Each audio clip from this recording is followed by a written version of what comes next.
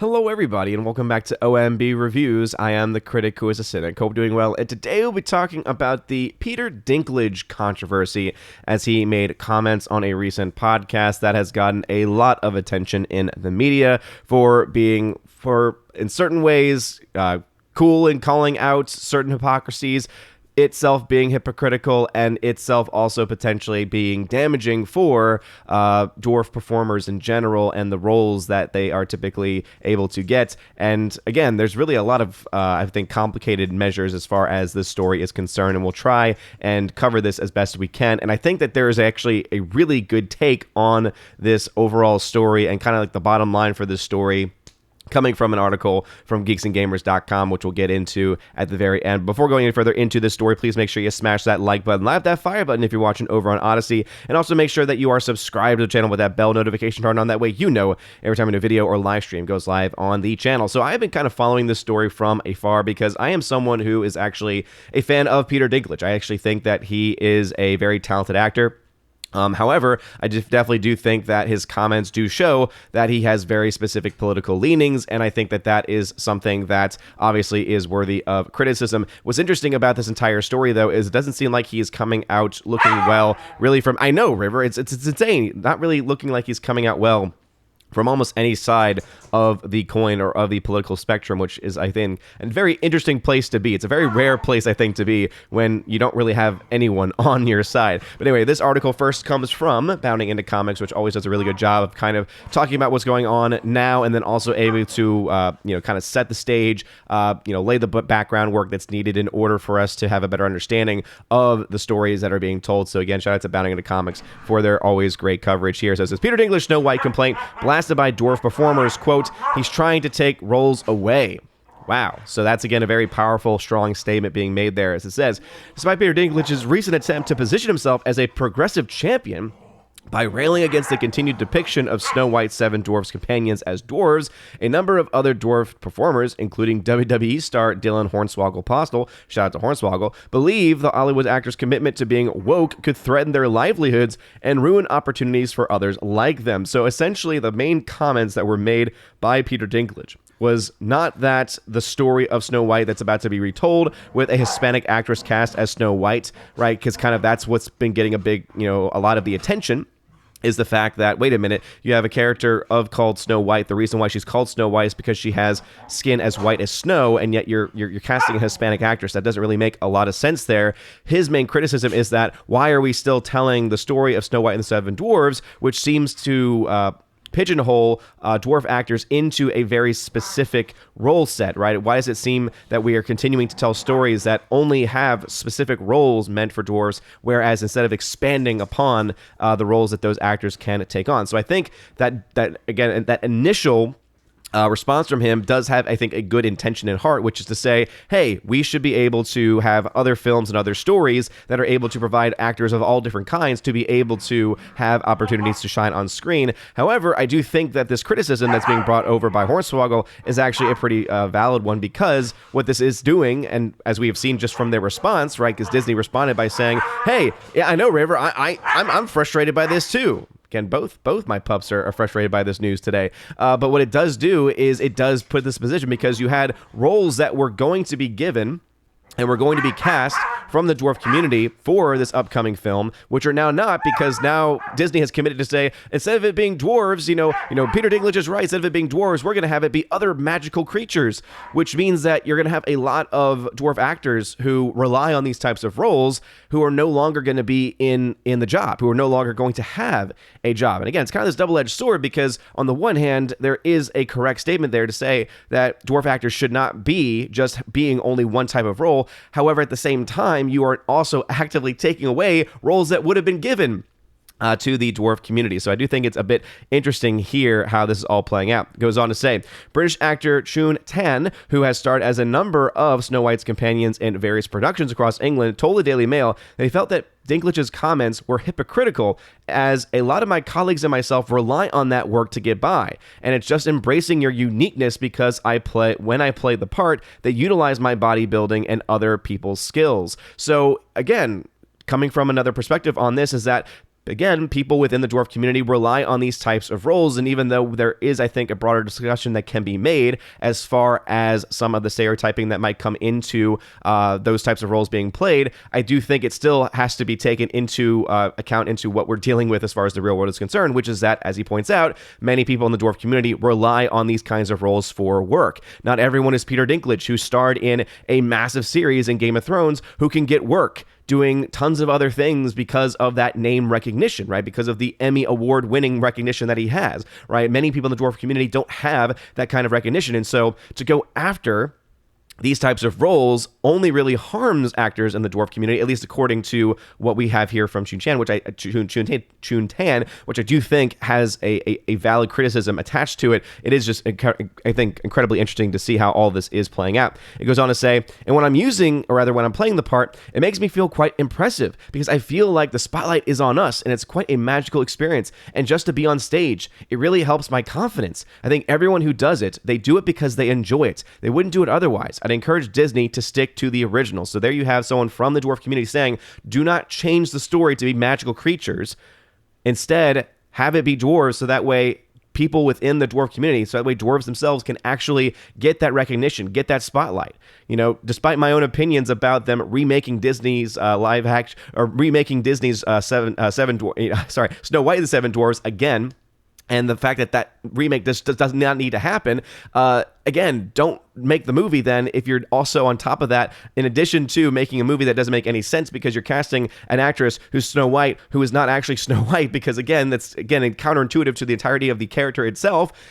If you're going to take away the Seven Dwarves as well, you're also doing harm to the dwarf community, not actually helping in the dwarf community. It says, Tan further noted his fear that if Disney were to ultimately abide by Dinklage's request, the dwarf-specific roles would be eliminated from widespread productions altogether, as he believes it will have a knock-on effect because the other people might think it might be derogatory to have a dwarf in a certain role.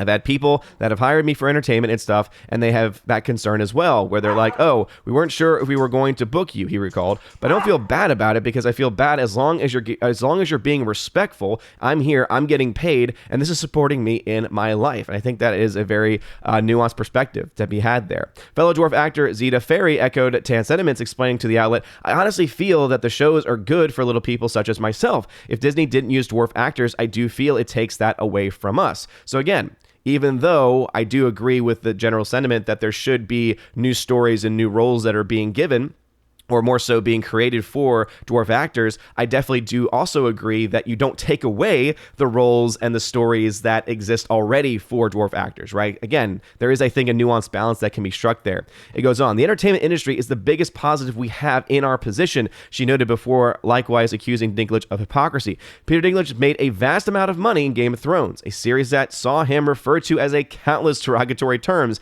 If he was so against the use of the term dwarf or similar, or even dwarf actors, would he have been in the series at all? And again, I think that's a great point, right? He plays a character who's, again, supposed to be a dwarf. So how is it that he can go on to, again, criticize the roles that are being created for dwarf actors all at the same time as he has enjoyed all the success, and the only reason why he's being that successful because of having played the role of a dwarf in Game of Thrones? I think that's a very valid criticism.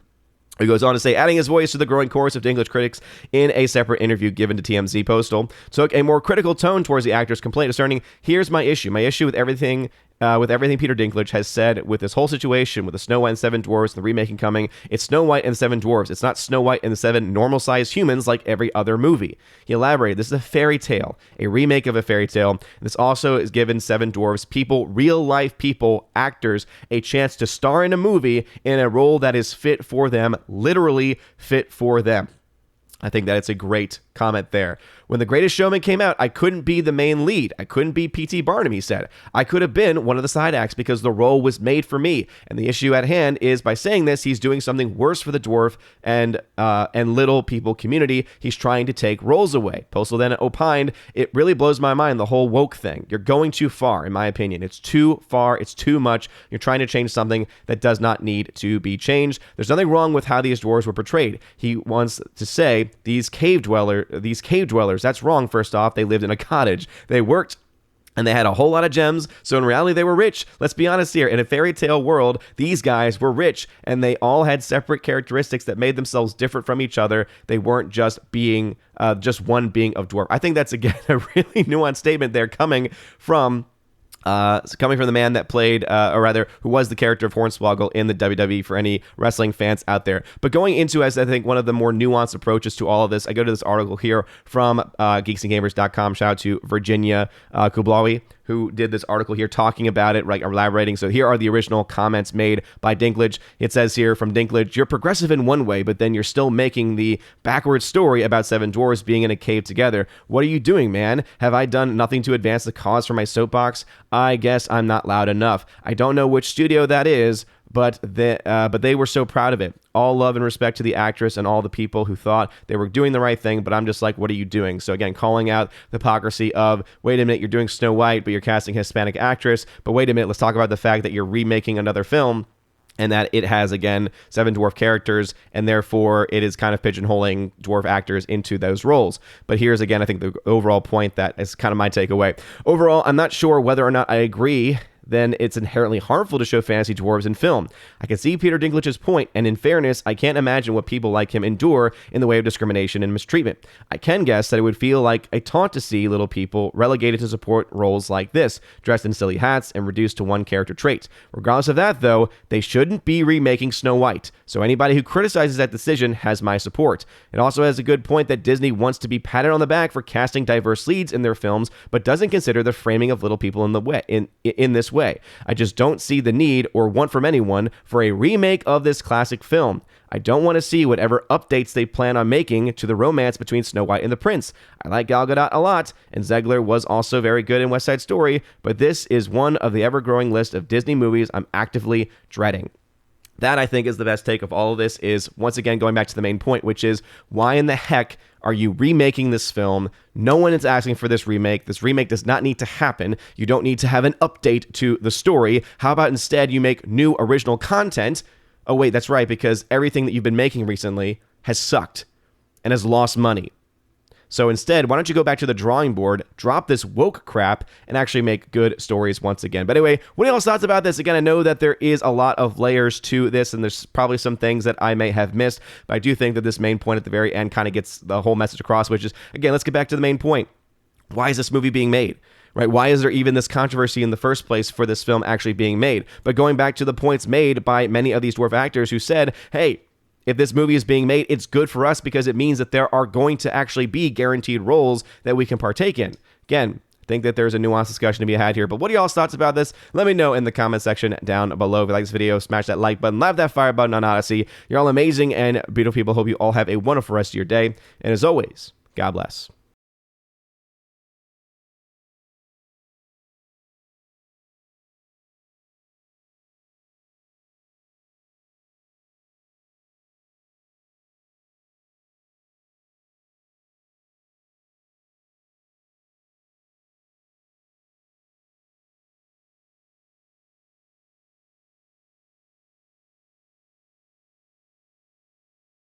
And now for a huge shout out to all of my January Patreon Subscribe Star and Locals members. Starting first off with Locals, shout out to Kara Tharp, UAB Mad Dog, Mike Jackson, Biffer DeHobbit, and Robert Barnes. Thank you all very much for supporting me over on the Locals platform. Also a shout out to my Subscribe Star people, UAB Mad Dog, Mike Jackson once again, Storm Tracker, The R, Fast Reaction, Nosferatu Gatsu, Stan 4, John B, Mr. Roy, Glinzer, J. Alex McCarthy Jr., Dean Heiss / the new number 2, J-Rod the Beer Guru, and ZK Man. Thank you all very much for supporting me over on the Subscribe Star platform. And lastly, to my Patreon supporters, my 30 Patreon supporters over there, animation commentator Brandon, let's go Brandon, Brian P., Christopher Bowman, Father Christopher Miller, hail to you Father, Father Damian Cook, Garrett Searles, Hannibal Grimm,